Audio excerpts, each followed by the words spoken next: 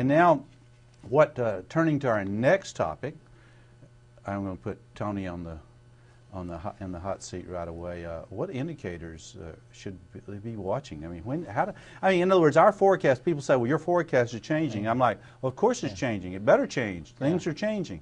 What do you watch, Tony? Ultimately, and I say this every time, unemployment. And right now, the latest good news is that unemployment is getting better in that we're seeing fewer jobs being lost each month than before.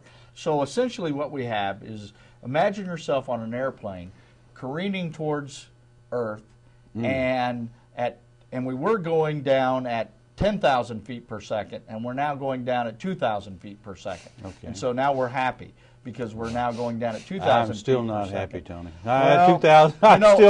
I'm still careening off the Earth.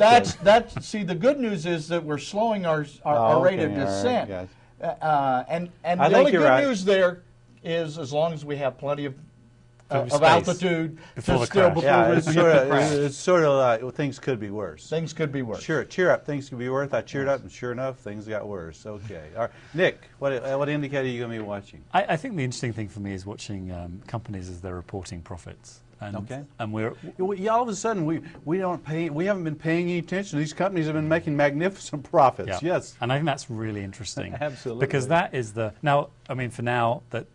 and that's their precursor to other things. But they're not yet spending any of those profits really hiring more people, but that will come over time. Right. And I think that's the key piece for me that's just encouraging me about the turnaround. I think confidence in general is coming back. But there's been some really good news by some, and Warren Buffett's quote is always a good one, but you see who was naked when the tide goes out. But you can see some strong companies now coming back, posting some good profits, showing that they've got the right strategies. They've made some smart changes during the recession. I mean, recessions are good.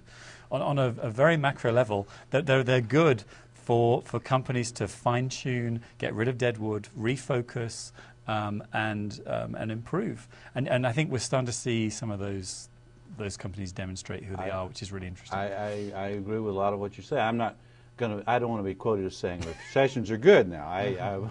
I'll say there are some good things to come out of a recession. I'll be a little more temperate, I guess. So what indicators are you looking at? I'm going to be, I hate to sound like a broken record, I'm going to watch the 10-year Treasury yield. Now that's a good fear gauge.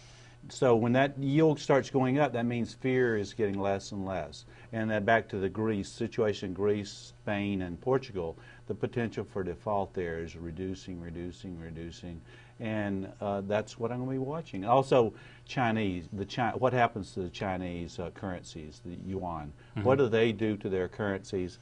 Do they allow their currency to float higher and the U.S. to float lower? I say yes. I think that's going to be good for the U.S. economy. And of course, we've always got the Federal Reserve. Tony and I we're Fed watchers. We want to be on that open market committee and set those rates. Tony, what's the Fed? The Fed meets next on March the 16th. What are they going to do? There's not much the Fed can do. If they raise rates to try and stave off inflation, they will kill whatever recovery is going on.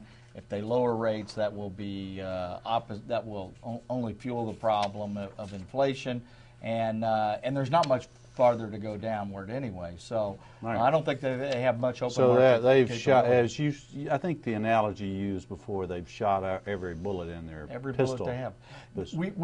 We're like a patient that has a fever. And the best thing we can do is just take 2 aspirin and let the fever run its course. Yeah, Nick, I'll pose sort of a different question to you. Do businesses really pay much attention to what the Fed's doing? Or is it just something sort of inside baseball for we economists and business academics? From a personal perspective, it's not like the top thing I'd be looking at. I think businesses are, and this is another interesting thing, I think people, especially in the last 2 months, have been so busy.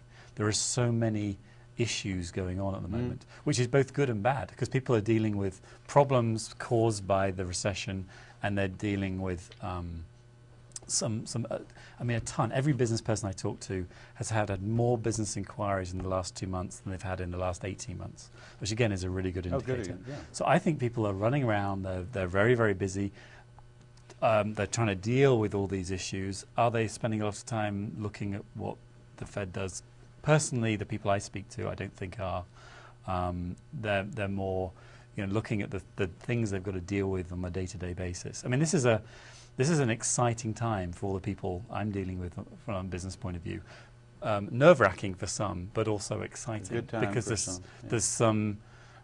there's some real potential there. Not realized yet, but there's some real potential there. Well, I think, Tony, I think the Fed, in my view, is going to change the language. In other words, get us ready for that rate hike, as Thomas Hoenig, president of the Kansas City Fed, has been out there.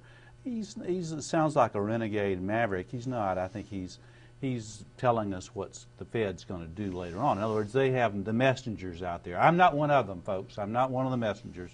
But I listen to the messengers, and the messengers are telling me there's going to be a rate hike later on.